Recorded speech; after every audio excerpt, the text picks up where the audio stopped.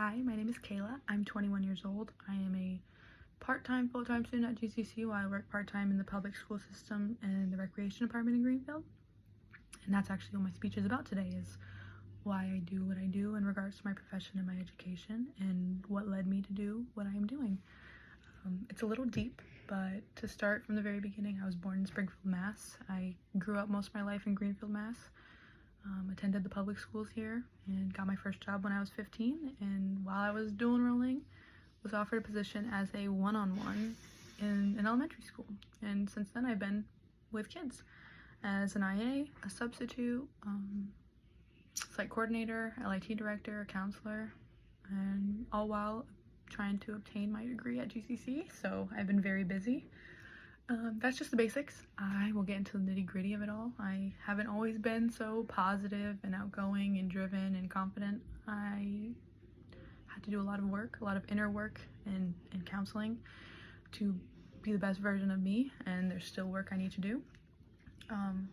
But it's given me the ability to, talk on my childhood and my experiences, because it wasn't always easy. I had to learn to accept what I went through and lived through, made me who I am today, and molded my very being, my spirituality, my morality, my identity, and my voice. So as a kid, I think dealing with a parent's addiction and dealing with, financial instability and child parentification, amongst many other things, were the real drivers behind what I do now and what makes me want to do what I do.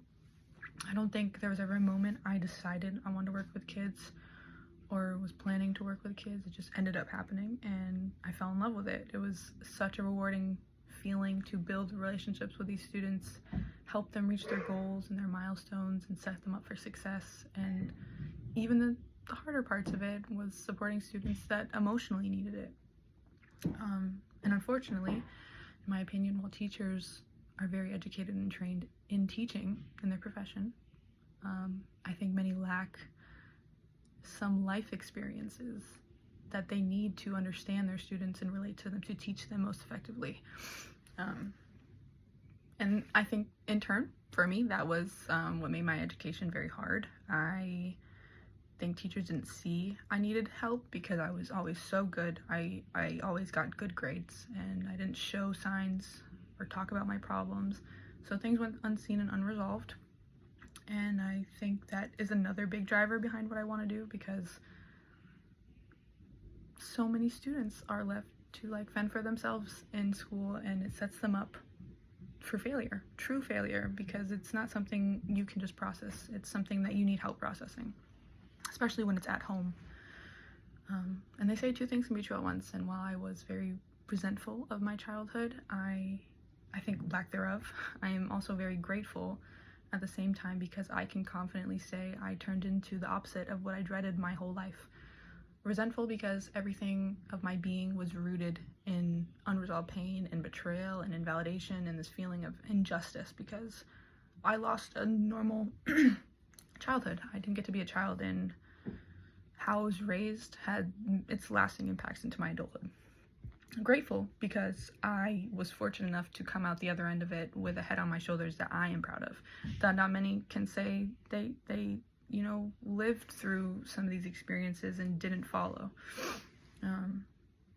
It's one that broke and continues to break generational curses in my family. I'm the first to go to college out of my parents and my grandparents and their parents and my siblings. So by whatever power or higher power for me, I like to use how I was raised for good. I learned, from the adversity and the struggle and the calamity, that I didn't need to follow the paths of so many people around me took. I chose to heal and, better myself for me, and not only my future, but, for my job now. And, make that positive impact and difference in the lives of all my kiddos, whom I am so lucky to see hit milestones and reach their goals. It's like the only thing that makes my heart smile, truthfully. And slowly, that resentment turned into peace and clarity. I think all the things I told myself growing up, I would never raise my family like this, I'll never be like my parents, and I want better for me and my future, became my reality because I put the work into it. And yes, it looks good on paper, getting your first job young and working through, you know, all of your teen years and going to college while you're still in high school. But for me, it wasn't to look good. It was to get out of my situation, to be done struggling, and to make a difference of the lives of the kids I get to be responsible for. Like, it's really the end of the day, I'm responsible for them. And some of them had the same fate, or unfortunately worse than I did, and to be able to understand and relate to them has made all the difference in teaching them.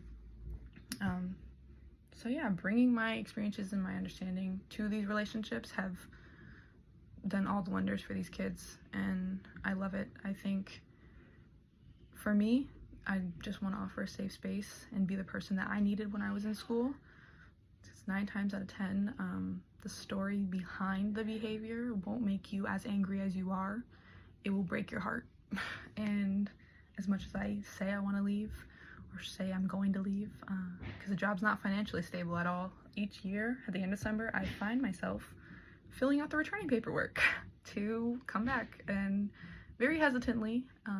I find it's never regretful though. As shittily as the public school systems can be set up, and some are, I come back. And as disgusting as admin can be, I come back.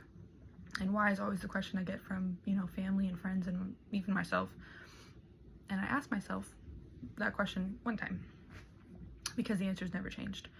And it is, why? Why do I come back? Because of these kids. Because these kids deserve it. Because they deserve to have somebody in school that cares about them enough to set them up for success. And that's all I want to do. So yeah, that's why I come back. There's a saying that I think many people know. Hurt people hurt people. And I rarely hear the opposite of healed people heal people. And I think that's a great motto for me, because I think you can get healed and you can go heal people in any way. For me, it's through education and teaching, and that is why I do what I do. Thanks for listening.